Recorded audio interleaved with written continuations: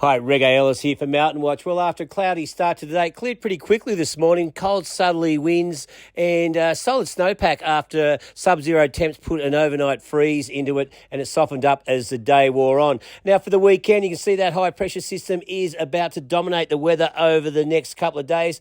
On Saturday, a nice fine day, a little bit of high cloud around and hardly any wind. Once again, it'll be firm in the morning after a good overnight freeze. Once it warms during the day, we'll soften for some fun spring skiing.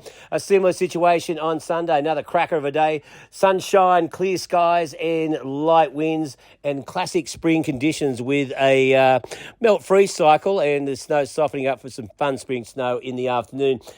Now, the fine weather will end on Monday with some northwesterlies picking up in the afternoon as a cold front approaches. You can see that front crossing over on Monday night into Tuesday, bringing snow showers, and at this stage we could see a couple of centimetres there. Now, on Wednesday, we're going to see northwest winds pick up again as a stronger front comes through, and Thursday's looking like a return to winter, as a low-pressure system is set to bring some cold southerly air and snow out of the west, and we could see a decent dump. The grasshopper talking about potential for 10 to 20 centimetres.